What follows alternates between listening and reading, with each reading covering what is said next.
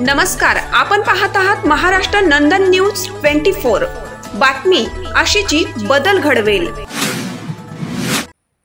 8 बांगलादेशी नाशिक पोलिसांच्या ताब्यात। नाशिकच्या मालेगावात कारवाईनंतर आता नाशिकमध्येच घुसखोरी केलेली बांगलादेशींवर कारवाई करण्यात आली। शहरातील आडगाव पोलीस ठाण्याच्या हद्दीत एका बांधकाम स्थळावर मजुरांमध्ये मिसळून सुमारे 8 इसम बांधकाम करत होते। याबाबतची गोपनीय माहिती पोलिसांना मिळाली होती। नाशिक गुन्हे शाखेच्या मध्यवर्ती शाखेच्या पोलीस अधिकारी अंमलदारांनी वेषांतर करत या ठिकाणी सापळा रचून 8 बांगलादेशींना ताब्यात घेतलं। त्यांच्याकडून आधार कार्ड, पॅन कार्ड सारखे भारतीय कागदपत्रांसह बांगलादेशाचे स्मार्ट कार्ड देखील जप्त करण्यात आले।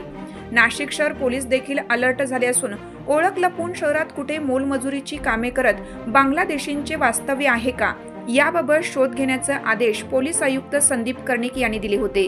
या आदेशानुसार गुन्हे शाखेकडून तपास केला जात होता। दरम्यान मध्यवर्ती गुन्हे शाखेचे सहाय्यक पोलीस निरीक्षक प्रवीण माळी यांना आडगाव पोलीस ठाण्याच्या हद्दीत एका बांधकाम स्थळावर काही संशयित इसम मजूर काम करत असून ते बांगलादेशी असण्याची शक्यता असल्याची माहिती मिळाली होती। यानुसार त्यांनी वरिष्ठ पोलीस निरीक्षक डॉक्टर अंचल मुदगल यांना कळवलं।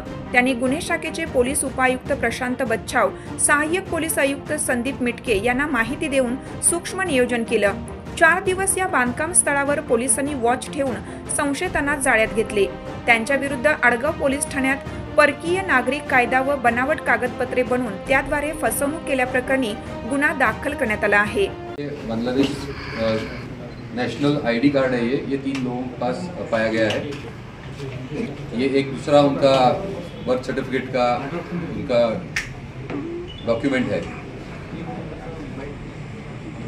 ये सारे लोग जो है ये यहाँ पे कब आए थे, क्या कर रहे थे, क्या ॲक्टिव्हिटीज थी। एका ठिकाणी लेबरला ज्या वेळेला लोक येतात तर त्यावेळेला त्यांचे लेबर कॅम्प असतात। तर ह्यामध्ये लेबर कॅम्पमध्ये त्यांची घरं असतात। त्यामध्ये सर्वच प्रकारचे लोक, जसे 600 लोक एकत्र आहेत, त्यामध्ये 50 लोक एकत्र असतात, तरी 600 लोक पण एकत्र ते, कारण एकत्र अरेंजमेंट्स त्यांची केली जाते। तर अशा प्रकारचे अरेंजमेंट्स, कॉमन अरेंजमेंट्समध्येच हे लोक राहत होते। कारण हे खूप वेळ आपल्याकडे तसे काही जणांचे जे 7 जण आहेत त्यांचे 1 महिना 2 महिना अशा प्रकारचं वास्तव्य या ठिकाणी आहे। तर आत्तापर्यंत यांनी ह्या लेबर कॅम्प्समध्ये वास्तव्य केल्याचं आपल्याकडे निष्पन्न होतं। तर मागच्या काही दिवसांपासून मागच्या काही दिवसांमध्ये ज्या काही घडामोडी झालेल्या आहेत, त्याचबरोबर ज्या काही केसेस इतर जिल्ह्यांमध्ये झालेल्या आहेत, त्या पार्श्वभूमीवर एक संपूर्ण अलर्ट महाराष्ट्र पोलीसमध्ये अवैध बांगलादेशी नागरिकांच्या विरुद्ध आहे। माननीय पोलीस महासंचालक महाराष्ट्र राज्य यांचे तसे इन्स्ट्रक्शन्स आणि ऑर्डर्स आहेत आणि त्याच मोहिमेअंतर्गत जी पूर्ण महाराष्ट्रात मोहीम चालू आहे त्याच्यामध्येच नाशिक शहर पोलिसांनी ही कारवाई आम्ही केलेली आहे। कामगार आयुक्त कार्यालयात आम्हाला आत्तापर्यंत जी इन्फॉर्मेशन्स आणि ज्या कागदपत्र मिळालेली आहेत तर त्यावर हा तपास आम्ही पुढे नेत आहोत आणि लेबर डिपार्टमेंटमध्ये किंवा इतर कुठल्याही विभागाचे त्यांच्याकडे कागदपत्र आहेत काय आणि असले तर ते कसे निघाले याबाबत आम्ही सखोल चौकशी करण्यात याच्यामधले आता मी नाशिक शहरापुरतं बोलू इच्छितो।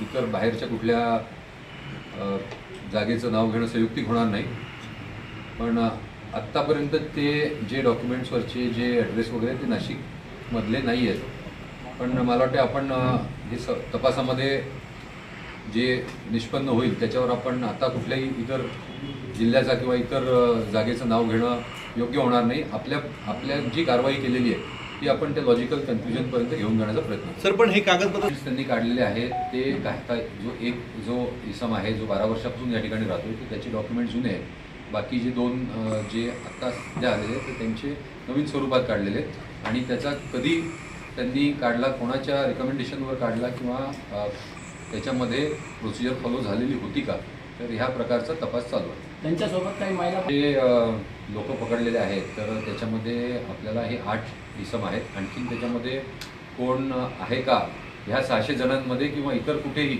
शहरामध्ये याचा अधिक तपास आपण करतो। तर आता एक मोठी केस झालेली आहे आपल्याला, ही गुप्त माहितीद्वारा आपल्याला झालेली आहे, पण हा एक वेकअप कॉल आहे आपल्यासाठी, दिस इज अ वेकअप कॉल।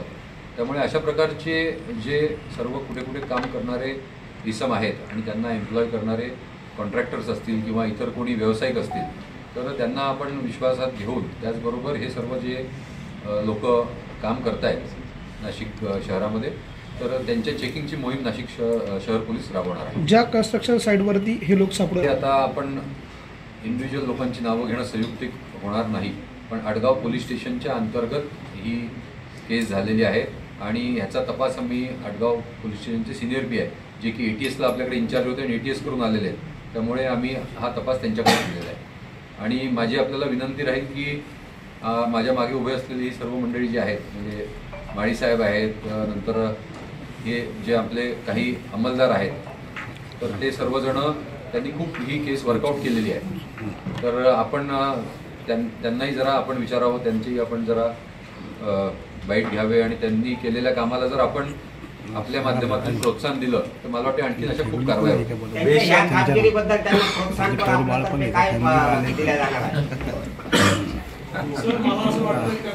पडले ते फॅमिली सहित आहे की एकटे होते? कर्मचाऱ्यांचा प्रश्न आहे, त्यांना प्रोत्साहन पण मला वाटतं आपण आता जे API माळी ज्यांनी ही इन्फॉर्मेशन मिळालेली आणि डेव्हलप केलेली आहे, प्रत्येकजण आपला लोक